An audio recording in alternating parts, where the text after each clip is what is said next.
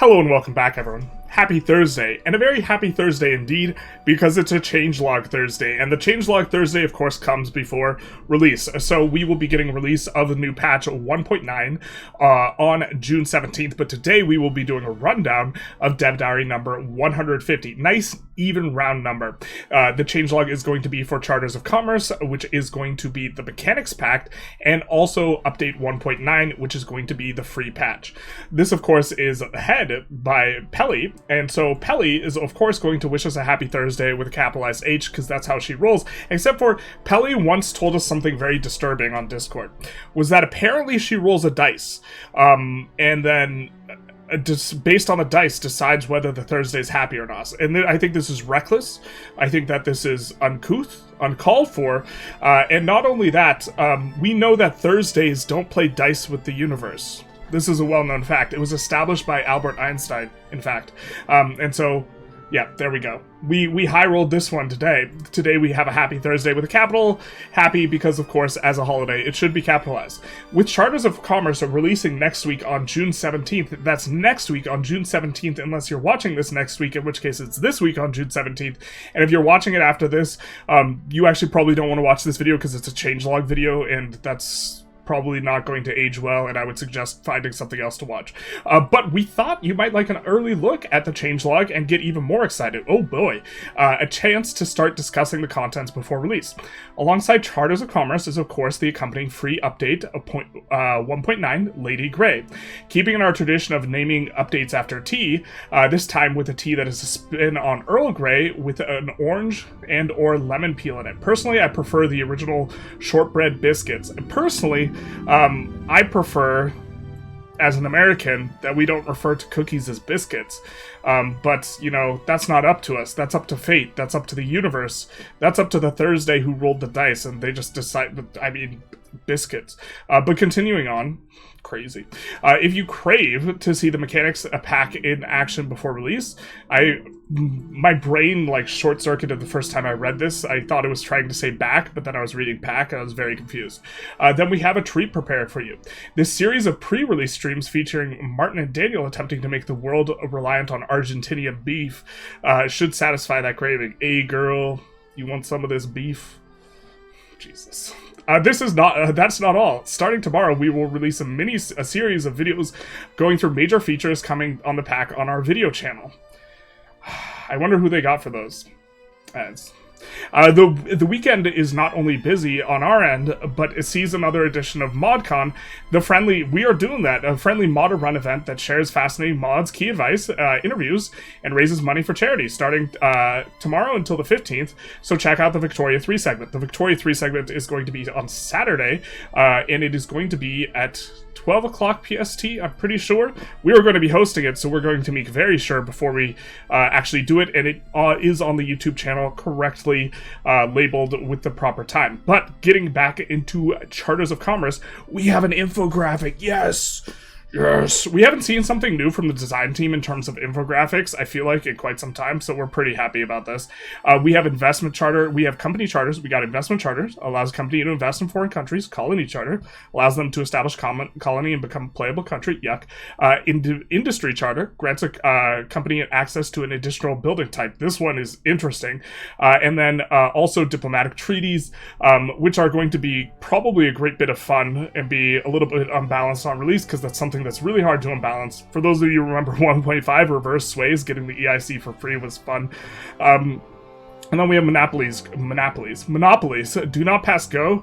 Do not collect $200. Oh. That's unfortunate. No.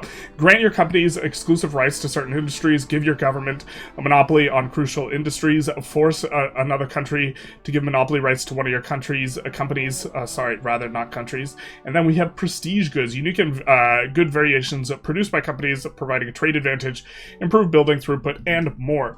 I think the really big significant one is that this patch is just going to actually make specialization possible.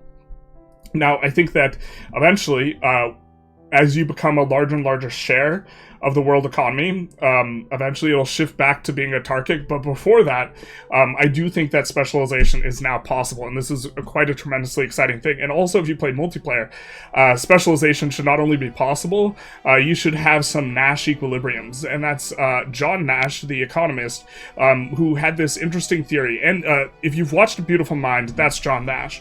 And the idea is he developed an equilibrium whereby going for the ideal prize is actually results in poor outcomes for the group, and that in certain circumstances it's actually better to not go for them. And in the movie A Beautiful Mind, what it is there's a really beautiful woman at the bar, and she has 4 friends that are not as beautiful, not because they weren't as beautiful, because all the actresses are quite attractive, but because that's what was necessary for the analogy in the movie. And then the 4 men, we're talking about the analogy that Nash says, hey, if we all go for the really hot one, we'll get in each other's way, and no one will have fun. But if we all go for the less attractive ones, it'll be better outcomes for everyone, except for the most attractive woman, who, of course, is left high and dry. So this is kind of the interesting thing, as it relates to specialization in multiplayer. If everyone goes for what's considered to be the best resources, they're all going to stumble over each other, and whoever goes for the more niche resources is better off. And so we will have, in multiplayer, Nash equilibriums, which I probably spent too long talking about, John. But continuing on, added company charters. They provide a new, different sets of rights to the company in question. They give your companies a colonization charter to provide colonization and bonuses to the company. By the way, these cost. The opportunity cost of putting these in is authority. So now authority is a resource that scales quite a bit better, because it used to be that authority basically only scales for decrees. Decrees scale negatively as you expand more. As you get more and more states, they apply to a smaller and smaller proportion of your country. No longer. Now you can use them to grant stuff to your companies, and so this is something useful. I don't know if that's good from a simulation perspective, but from a gameplay perspective, I'm quite a fan of it, and we're going to slide on over to the left as well. Investment charters allow you to set up a regional HQ in other countries to extract wealth from them, and by extract wealth, use their investment pool to build your buildings. This is a crazy nutter one. Adding an industry charter allows a company to have expand into a new industry type, which is going to be incredibly strong and going to completely shake up which industries are best, because a lot of industries are... There's a lot of companies that would be good if they had one more good industry or something like this, or that have a bunch of really good industries and then adding another one on top just kind of like sends them to the next level. And there's a lot of things that are hard to get good companies for, like rubber. And so being able to add rubber onto like a traditionally good type of company is going to be something that's strong. But there are limitations on what you can add. It has to be something to do with the company industries you already have in there. The Monopoly Charter prevents other actors from constructing new levels of the selected industry and will provide a hefty discount towards buying up more levels, and they can buy from other private industries. So your companies can pick up from, I believe, if I'm not mistaken, other privately owned sectors. I think that's what's going on here. Not 100% sure. A country has a number of free company charters to hand out amongst their companies. Things like laws or technologies can change this limit. You can go above the limit for an authority cost. And this is what we were referring to. Trade Center will be free for everyone to use and allows your company... will be free to use for everyone. Sorry, this is for the free patch. The trade charter will be free to use for everyone and allows your companies to build, buy, and run trade centers. Trade centers are going to be now a constructible building, which is going to change things up quite a bit. Adds prestige goods. These are luxurious or high quality variants of existing goods. For example, a champagne, similar to lasagna, replacing wine. These are produced by the companies that are prosperous and improve various aspects like higher trade advantage on the world market, shifting pop spending if many prestige goods are available, or providing a throughput bonus to buildings that consume prestige goods. There are about 35 historical prestige goods and 15 more generally available ones unlocked by the completion of a journal entry. So we do have to complete a journal entry, but then we get these goods. Some of these that are used as input goods will give throughput. I think that all the end consumer goods will get overconsumed relative to their supply, which means that they will have high prices, and high prices means more profit, and more profit means more loud cars outside. It's true. Added company monopolies. Monopolies are not just limited to companies, but countries can hold them too, just like the Monopoly Charter. It prevents actors in another country from building new levels. And this one is a bit exciting. Because, in theory, if you have all the best industries under your own companies, and you give out monopolies for the very best industries, then giving out investment rights is maybe not as bad for a variety of reasons. And so there's a lot of axes of play now that are going to be need to be thought through a lot, and in particular trade is going to be a big one. But let's continue. Added a number of extra treaty articles. No tariffs on good. This allows the country is not allowed to set tariffs on a specific input good when trading on the world market. Now these are treaty articles. I think they can also be enforced in war. No subventions on goods.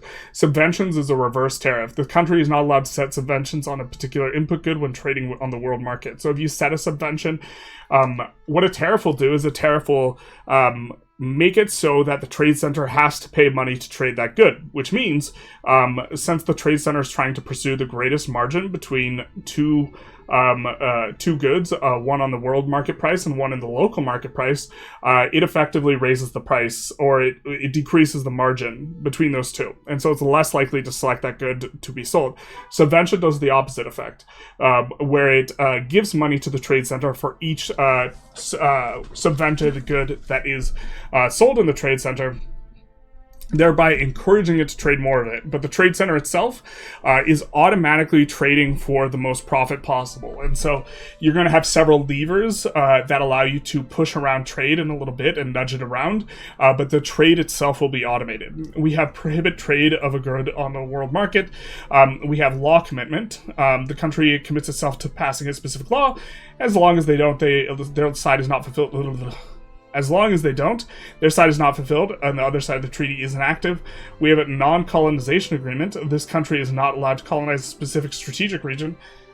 This one is exciting. We just say, Britain, please get out of Kenya, we'll give you anything. Grant monopoly to foreign company. Establishes a monopoly for a company in a different country.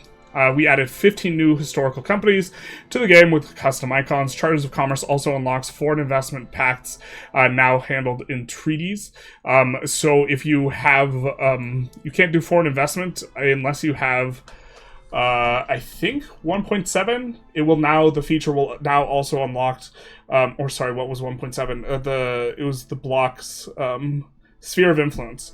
Now it unlocks with either Sphere of Influence or Charters of Commerce. Added a new power block principle. The group focused on effects for companies. Added character DNA for 26 new historical executives. Executives of new character role leaders companies have. Executives can become interest-group leaders or even country leaders given the right circumstances. Corporate takeover. Ayo, holla at you, boy. Generic executives are available to anyone. Historical ones will come with Charters of Commerce. Add a new 3D model for regional company headquarters built in all cultures. Added an East India Company DLC coin. Added a new key art for the main menu, showcasing some famous executives in industry and commerce. We're crossing our fingers for Carnegie here. Added 5 new Charters of Commerce achievements. Woo! Achievements to accompany all the new features and content added in Charters of Commerce. We have added 5 new achievements to the game, as always accompanied by some excellent art from our art team. Please say which one is your favorite. But it was a team effort. Are we going to put down the artist that didn't make the favorite? Okay, yes, we have bananas. That ish is bananas, B-A-N-A-N-A-S. Produced prestige good, grows Michael Banana from United Fruit Company and get 25 share of total goods on world market. That should be easy enough. Just subvention those bananas. You want to say, they're like, no, not the banana, and you're like, you will take the banana, and then, yeah, you just force them to buy it.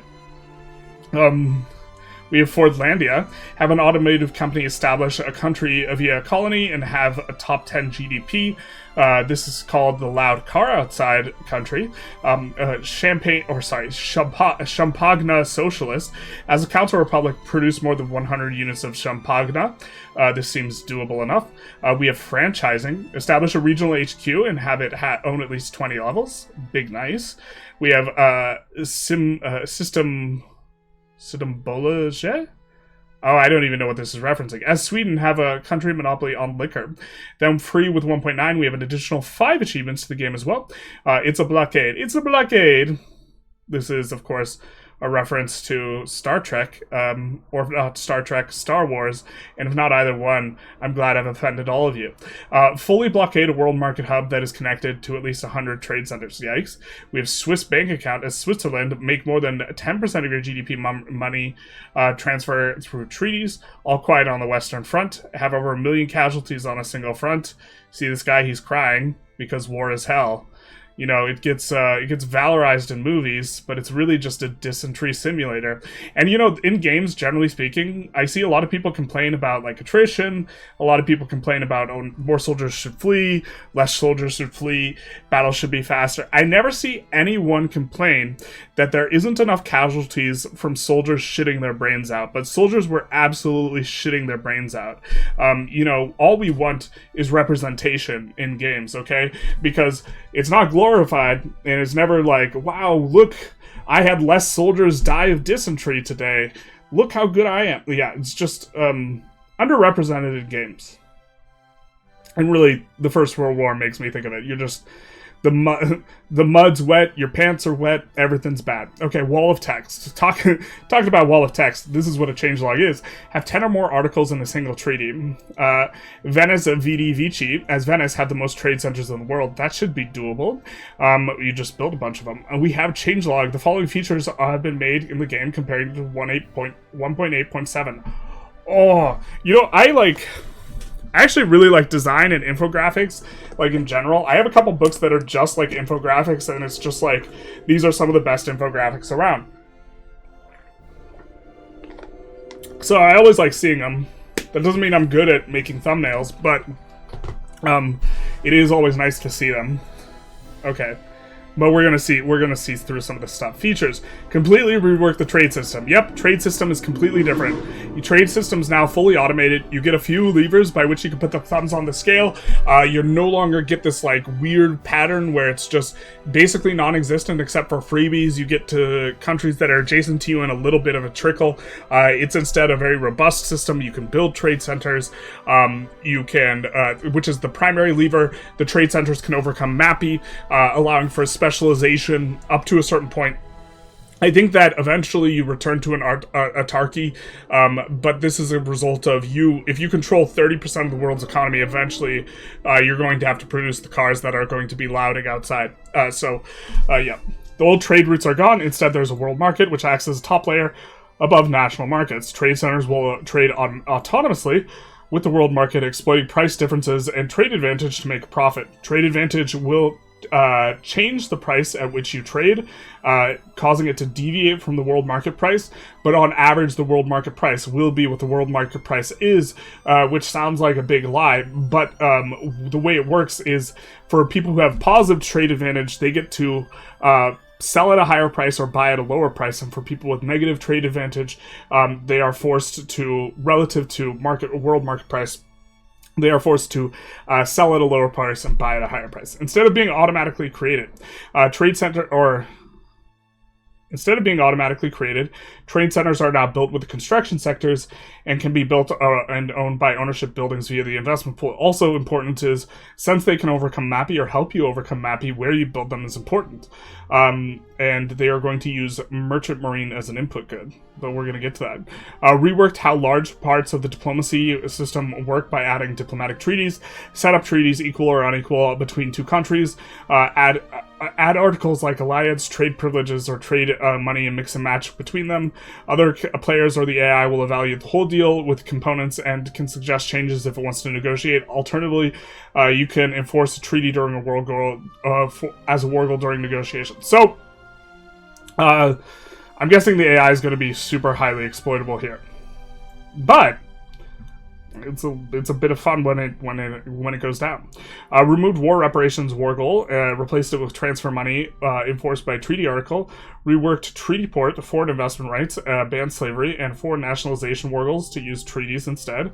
Reworked front generalization algorithm, fronts that are close but not directly adjacent now combined to one big front. So fronts are more like regional in nature than like I can trace the line from here to here. Instead, it's like, okay, this is in this area. They could skip a distance of one straight region to do so. This should heavily reduce the amount of front splitting. Reduced armies shuffling around front lines by making them more likely to keep their current base camp position. Added military access system. Players can now invade states through neutral countries if they have military access through it via diplomatic treaty. This works very similar to naval invasion, where you determine the armies to be open to a new front. Almost certainly, you can abuse the AI super hard with this, but you gain access and you get to navally invade through land. You can also get access to the world market through treaty. Low supply no longer directly affects morale recovery. Instead, now applies a multiplier to the military formations organization, which is going to be a lot worse, which means running a shortage on stuff is going to be worse. Blockades are going to be a bit of a thing. It's going to be nice. Added bulk editing for formations. Whew, thank God. Select which formations you want to apply to, and you will be able to see the bulk editing options. Added functionality for changing mobilization options, merging armies, changing commander orders, mobilizing, demobilizing, raising conscripts, and all selected at the same time.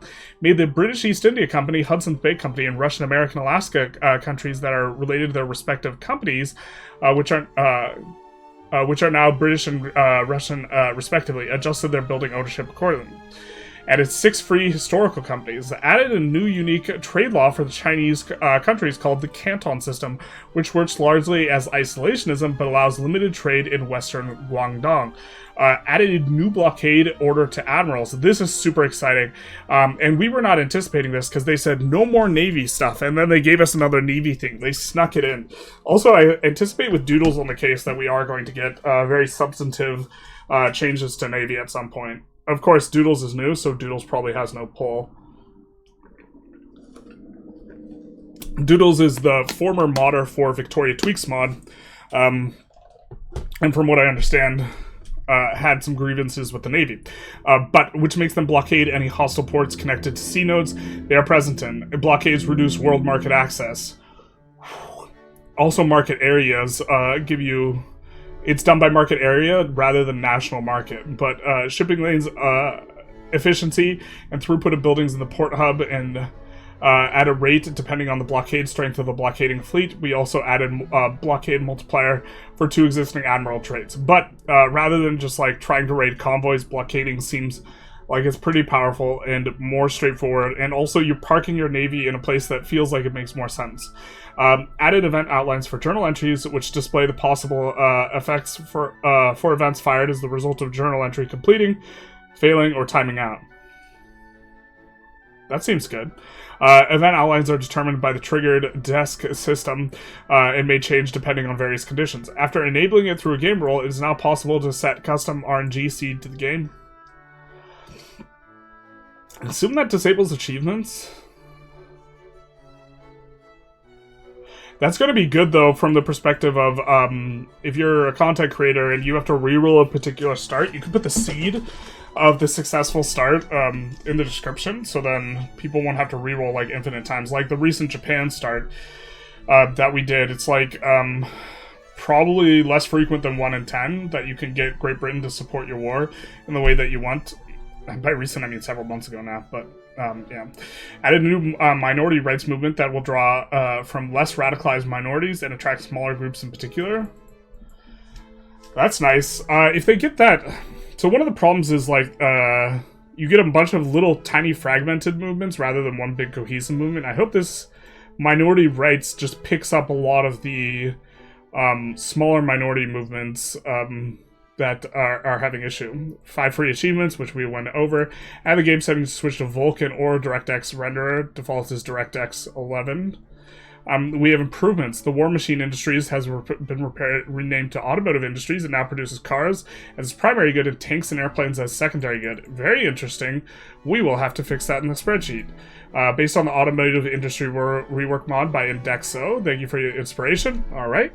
Added notifications. Shout out to that guy. Added notifications to for India to communicate the result of the Indian Home Rule Reconquest government reform. Button. That is so many words before the word button. Huh? Right? Okay, company... I'm not saying it's wrong, because, I mean, it doesn't seem like there's unnecessary words. I'm just saying that's a lot of syllables before button. Just in terms of... So in terms of ease of reading something... And this, I mean, that's the name of the thing. You just have to do it, but just in, like, a general heuristic. Some things are just, like, heavier in the mind because they require more cognition to follow along with what the person's saying. And generally speaking, having a lot of words, modifying a single other word is one of those things. Or having a clause that's... if you have two clauses, one really long clause and one really short clause, you should put the shorter clause before the longer clause. That way, you don't have to keep track of the longer clause as you read through the longer clause, and then you read the shorter clause. If that makes sense. I shouldn't have gone on that tangent. Companies can now buy building levels that are held by financial districts and manor houses if those buildings are the type allowed to buy for the company. Thank you. Companies can now be formed under any mix of country-owned and privately owned held levels, and their initial building levels can need no longer be nationalized first. Nice.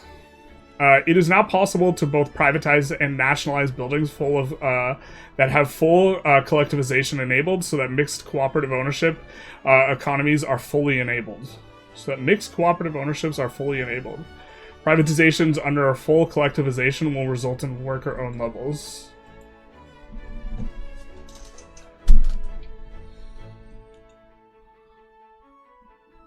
Mixed corporate ownership and economies are enabled?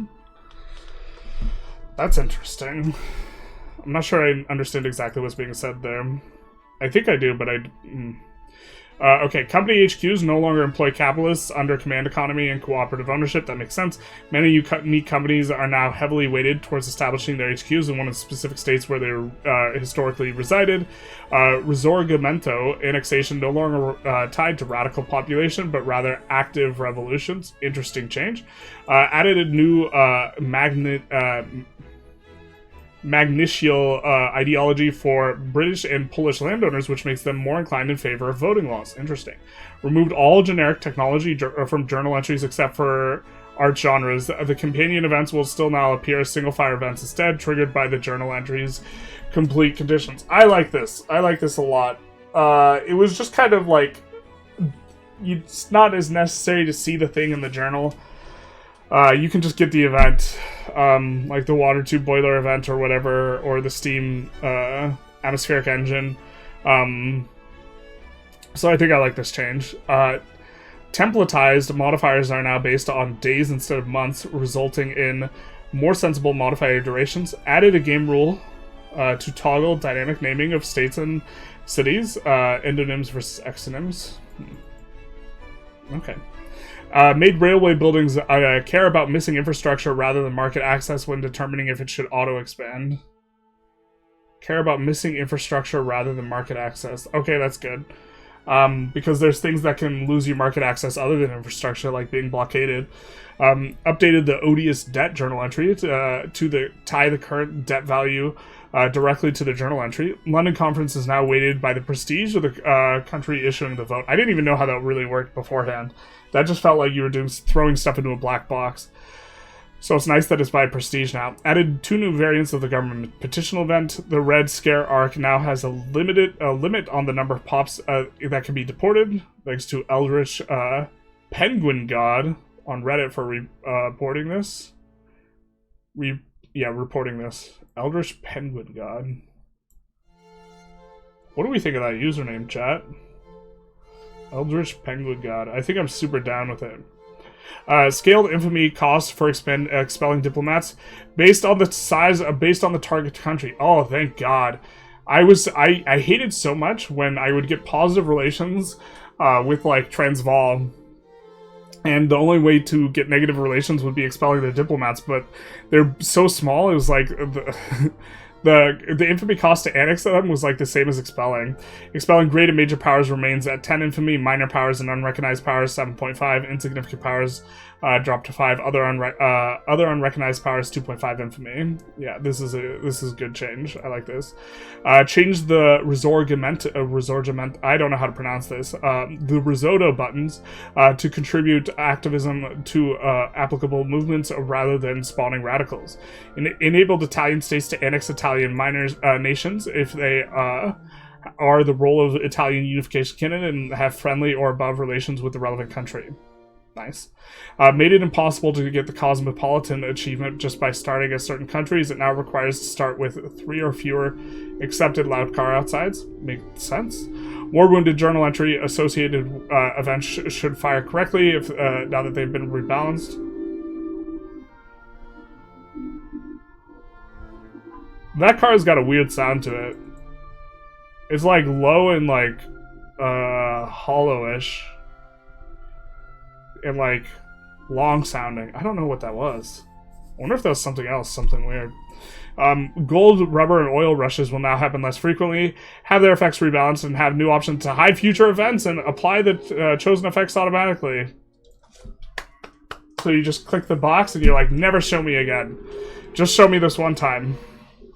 See, that's just a motorcycle. And by see, I mean here. And by here, I mean ignore it, please. And by ignore it, I mean it's allowed a car outside, except it's a motorcycle. The open market Wargle is now once again available to you if you have spheres of influence, charters of commerce, investment rights. No longer auto-opens markets.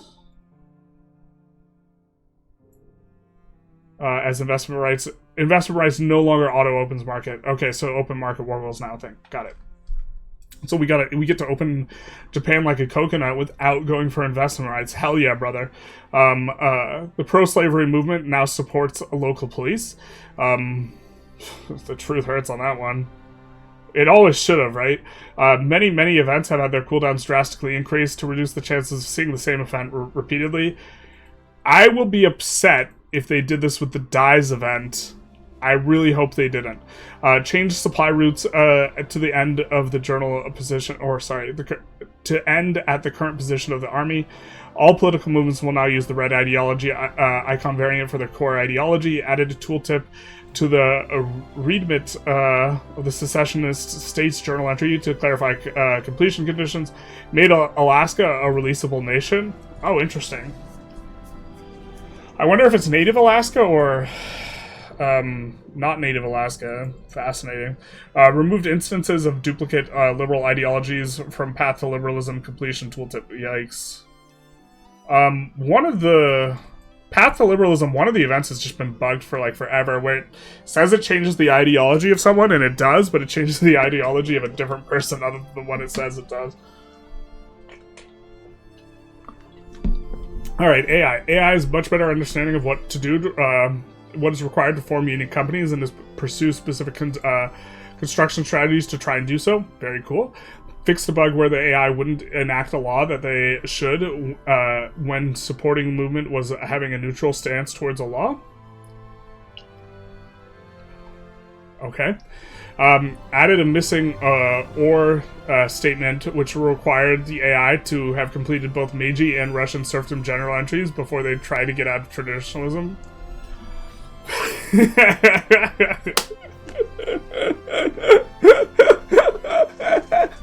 That's kind of a big one, no?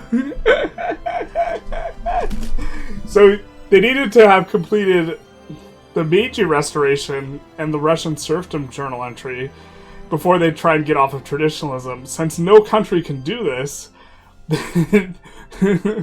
they would never try and get off of traditionalism. Whoops. It's an or, not an and. That's such an easy mistake to make, though. It's just a very funny one. Balance. Reduce company throughput bonus, as it seems now easier to get for companies to get more building levels. Yep, they can buy them from private industries. Canal companies now provide a free company slot as part of the prosperity bonus. Yahoo! Pure upside.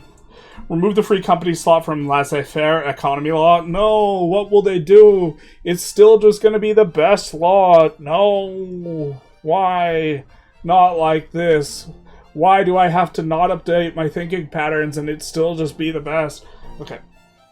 All development buildings, such as construction sectors, now have a base employment level of 1K per level.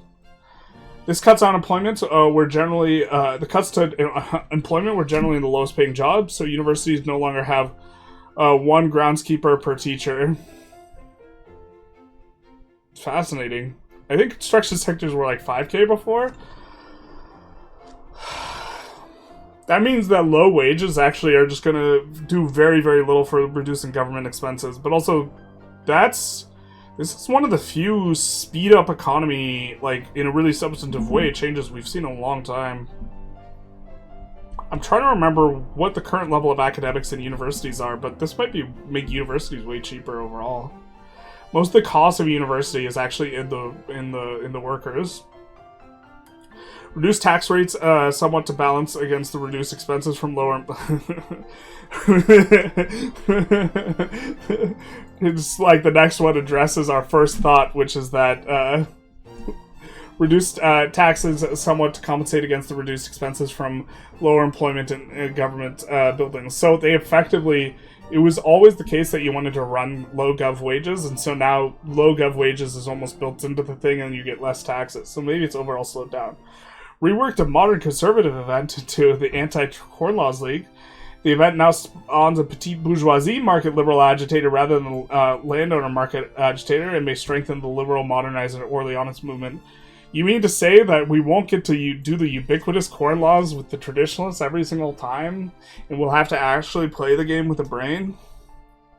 Incidentally, it should be harder to trigger corn laws now as well, because one of the play patterns you did was you would export grain, and now it's probably a little bit harder to export a ton of grain. I suppose you could slap down a bunch of trade centers, tariff everything but grain, and then subvention grain. You'd probably get plus 25% grain price, but especially if you subsidize the trade center. Okay. Add a baseline drift factor for the unstable Raj that now seeks to drift towards the lower bound of high stability, a pivot of empire. Prosperity now goes from 0 to 100, and companies become prosperous at 100 prosperity, activating the prosperity modifier. They lose it if they drop below 75. Okay. Prosperity now has a target value based on multiple factors that drifts towards over time, with the drift speed based on how many staff building levels the company has. The larger the company gains prosperity faster and loses it slower. Oh, interesting. Loses it slower and gains it faster. I would have assumed it would be the same on both sides of the thing. Maybe they just make it more sticky and better as you get bigger. Or, I mean, that is what it is. But okay, we won't have the binary ticking up or down anymore, and instead we'll have an equilibrium, which I think is probably a better system. Company productivity is now compared to average productivity of the building's own types, scaled by the number of levels they own in each, when determining prosperity. So previously, in industries that just generally kind of suck, getting the prosperity bonus has basically been impossible because it would compare against the average building. So we would have something like a railroad that is getting compared to like an iron mine, or like whatever the average is of all buildings, in the game. And since railroad as a base PM sucks super hard, it was impossible to get prosperity. But now railroads will only get compared to railroads for purposes of determining prosperities. Added construction efficiency penalty of 20% to unincorporated states.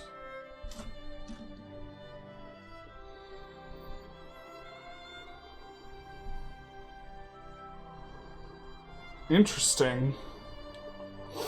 That's a big penalty. I think we're okay with that. Really kind of clips the wings of trying to take states off of China quite a bit. Okay. Ports are no longer level capped, and natural harbors and equivalent traits now increase port throughput instead of your max port level. Very nice. This makes it so that you have an advantage in trading. Since ports produce merchant marine, you have an advantage in trading on the coast because that's the place where you can build the ports. And then you have an even bigger advantage in places where you have natural harbors. Give natural harbors, state trades, and flavored variants a Mappy bonus. Yeah, this is... Yeah, the ports, well, all ports should have a Mappy bonus, but it's nice to see the natural harbors, at least the best of the best, finally getting it. Like, the entire point of the river is it would help you get to a port faster, so a port more easily. So the fact that ports don't give it and rivers do has always been kind of weird. Penalties for low organization are now much more severe, with up to 75% penalties for offense, defense. That is pretty big. And I think that... running out of the goods will just give you an org penalty immediately rather than a morale recovery penalty. So you'll immediately start hitting some issues if you are cut off from your goods, which is fantastic because running out of goods should be a significant issue. Buildings that are entirely missing an input good will now suffer up to 75% input shortage penalties. Wowza.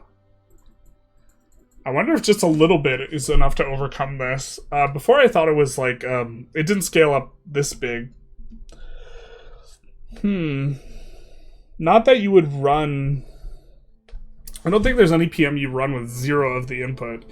I think that never makes sense math-wise, so I don't know if that changes too much. Unique companies now generally require fewer building levels to form, with most only requiring 5 levels. I want to live in a world where it is possible to form Standard Oil. Because it requires a level 5 oil place, but there's only like 1 or 2 level 5 oil places in the strategic region that it requires to have it in. And there's no like level 10 place, so it can be hard to make. Bolstering and suppressing movement will now adds a base value to the movement pop attraction. This should make both actions feel more impactful. We kind of like using that action anyways, so that's kind of nice, I guess, that it's going to be more impactful. Enable the use of annex country diplomatic plays against country rank of an insignificant power or below. Very nice. You can just full annex people in terms of like what you go for if they are particularly small. Financial districts and company HQs now provide 5 urbanization per level. Oh, I'm trying to remember context. That's going to be quite nice. I mean, it's just going to be more urban centers, specifically in like the places that build up pretty tall. Trying to remember how much exactly you get. I think it's like 10 for every 200 construction you have on the building, and then some just give more than others, but it's like a slight thing. I don't have the urbanization numbers memorized, though. Livestock ranches now have more efficient PMs with higher base profit margin. Oh my god, thank god. The livestock ranches just turbo sucked. Grain farms are now slightly less efficient late-game fertilizer PM. I wonder if there's grain farms in their entirety? Probably.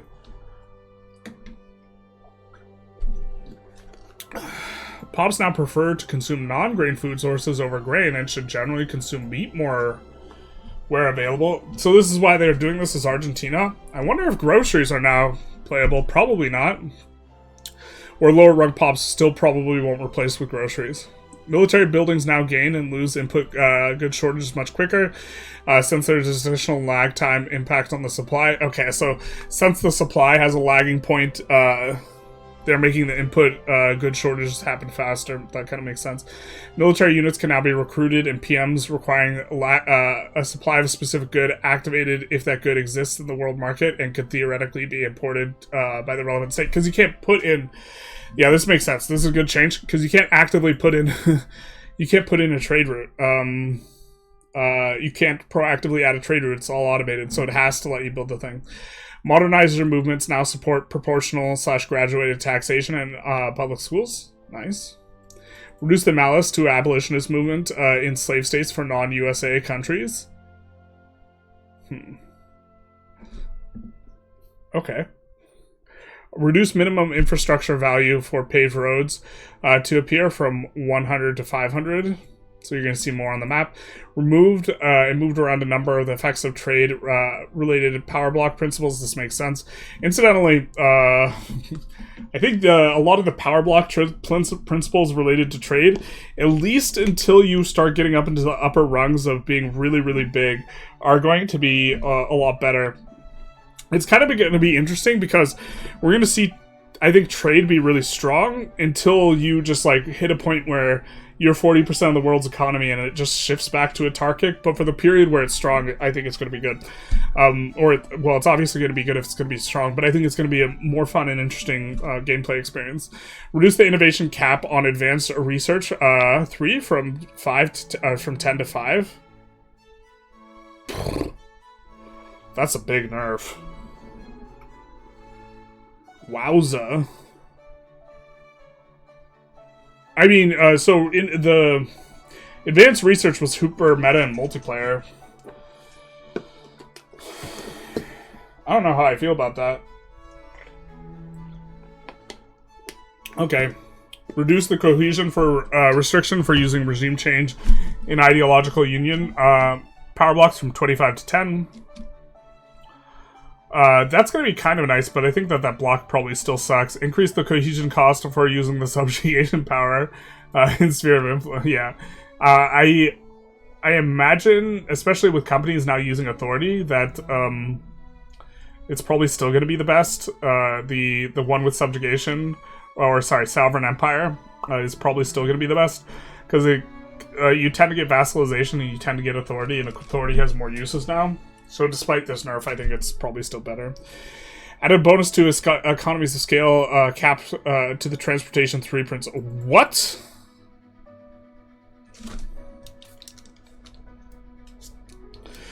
Okay, I mean, you already have... If you go from like 50 to 60 in terms of your cap, you already have 150%, so it's really the equivalent of going up 6.5% or whatever, but I think we're super into that. Or I'm pretty into that. That might be a little bit trappy. I see that and like the gears start turning and I'm like, we're gonna have 150% throughput here, which probably is actually not even that hard to get. Added 5% birth rate increase to the religious convocation power block. Oh, wow. That's a huge buff. Especially if you're trying to max GDP by end date. If you're maxing GDP by end date and you're doing a super uber pushed run, birth rate's really important. Like, migration's generally kind of more important if you're just, like, doing some sort of play tall, like, type of thing. Or, like, you're not world conquesting or whatever. Like, migration's a better source of pops. To some extent, but that's a lot of birth rate. Reduced authority gained from vassalization principles. Oh! Ooh! Speak of the devil, where we were talking about sovereign empire being overpowered. Added throughput penalty to devastation. At maximum devastation, the penalty is 50%. Interesting. Devastation's gonna hurt more. Made devastation decay a lot slower, and now it takes about 3 times as long to recover. Yikes. Cultural minority movements will now attract radicals more. That's probably good. And then we saw something else that suggested they're a little bit more unified. Changed equality for all criteria to require average acceptance over 60 for African Americans rather than base acceptance. If Haiti has a successful revolution, the revolter will now inherit the indemnity payments associated with the journal entry. Opium now has a lower base weight for pop consumption, but it has a much higher chance of becoming an obsession. Why do you lower the base? I don't know how I feel about this. I mean, I guess I think that's good from a simulation perspective. People are less likely to try it, but get hooked if they do. I mean, obsessions are just super binary rather than reflecting a certain percentage of the population that's gotten addicted. Decentralized nations will no longer tax their populations. That's cute. Made trade unions, rural folk, and industrialists less likely to form unsustainable parties on their own. That's kind of nice. Internal trade and market unification principles no longer give bonuses to company throughput. That's a nerf? But those have probably just generally gotten better. External trade principle now increases trade capacity. That seems good. And also increases trade advantage when trading with some power block countries. Divine economics now increases trade advantage when trading with the same state religion countries. So that means you'll get the slightly better price. Agitators with reform ideology are now less likely to join a reactionary political movement due to opposing personal ideology. Kept the amount of negative progress gained from loyalists in the popular unrest and spectate haunting the world general entries by 3. Okay. Added silk potential to Lombardy. Added a level 1 lead mine to the Kanto state. Just a level 1? 1 level, or it's just already... It starts with a level 1. Adjusted Australia's historical building setup to represent the whaling and logging industries. Whaling... So... Victoria 3 is like in this weird spot in regards to whaling. Because, and they don't really represent whaling as an industry very well in the game. Whaling as an industry was the world's largest industry at the time of like the start of Victoria 3, and then by the end date, it basically completely disappeared. And it was actually just the fastest fall off in terms of industry, like historically speaking, and it's because the whales were hunted for their oil. As soon as people realized you could just get oil from the ground and it's so much better, the entire industry just like disappeared. Because you would like get oil from like the brain of the whale or whatever. And like, this is how you got oil for lamps and this type of thing. And it was very inefficient relative to just digging it from the ground. Disabled assimilation for slave pops so that they will no longer assimilate to the other culture. That's cute. Hanover now retires its coat of arms when personal union breaks. Reduced aristocrats' political strength from a grain of power event. Reduced liberty desire gained by princely states upon refusing to establish a new princely state. Pivot of empire. Reduced the base intelligentsia attraction to radical parties. Interesting. They always should have been a little bit more racist, huh? Added Oldenburg, not because I like the racists, but because that's historic. Added Oldenburg, Hamburg, and Bremen to the Zollverein, so their economic setup makes sense. Halved innovation from universities to balance against reduced workforce. Oh, wow. Okay. I guess that means you can hit throughput faster, though. Like, it's better to have half the pops... it's better to half everything, and then... Well, you still have the same construction cost, though. You didn't half that, but, I mean... I think that this is still a win for universities. I think they'll be cheaper per innovation. I guess we have to take a look. Added bonus paper map that is free for all who sign up for the newsletter. We'll have to do that. Created and added several new outfits, wearable only by executives. Aww. That's just the people who work at Paradox, the bigwigs. Added a number of historical executives' DNA. Added 3D model representing the World Market Hub ports. Added a blockade entry for the blockade dioramas. Dioramas? A blockade entity. I read entry, and I was like, this doesn't make any sense. European industrialist characters can now wear top hats. Can't we all wear a top hat? Updated convoys icon and port building icon to show the new convoys icon within it.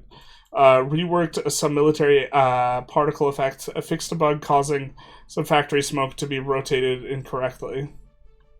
Interesting. We're not going to read through the audio fix. And we have some content here. Added an event and a special decision to the British East India Company that successfully averts the Indian uprising in the unstable Raj journal entry, Pivot of Empire. Added a new character called, ideology called Modernizer. We will probably enjoy that. Yet another way to try and get, multiculturalism. other than using the general thing. Added new entrepreneur character traits for executives and added executive relevant statistics for existing traits.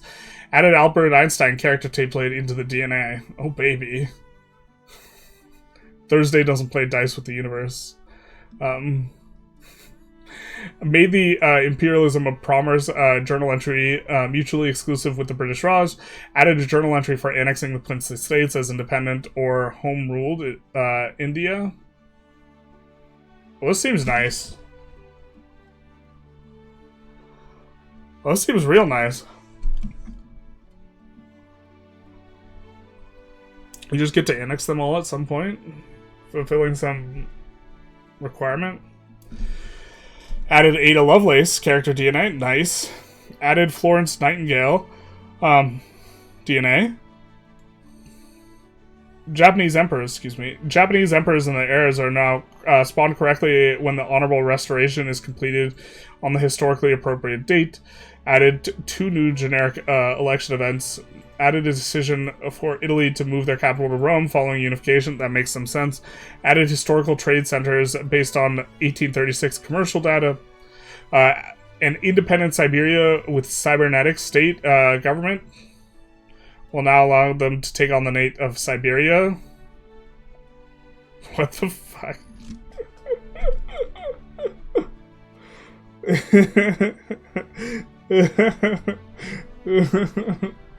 Okay. Honorable Restoration Journal entry completion will now correctly name the emperor, and you will be receive, or that you will receive. So it won't just be like Meiji or whatever. Future historical Japanese emperors are now created as heir when appropriate. Expeditions now name their leader and current location in the journal entry. Updated tutorial location to reflect changes to the trade system. Or a tutorial localization makes sense. The trade system is completely different. It's all automated now. No active trade routes. None. None. Interface. I am not sure we want to read through all the interface stuff. You will see it when you see it, I guess. One thing I do like is there's a tab. They have like a tab for map modes. They made it a little bit easier to see. But I think that this we don't necessarily want to read through. We kind of want to see it. Added transfer units to the military formation. Right-click menu. That's kind of nice, actually. But I don't think we want to get bogged down in this too much. Performance. Optimized country war status checks. Additional optimizations were made around pops and political movements. Liberty desire calculations were improved. And then the modding category. I really don't know what a lot of this means. I'm sure a lot of it's related to the new trade system and this type of thing and new company systems.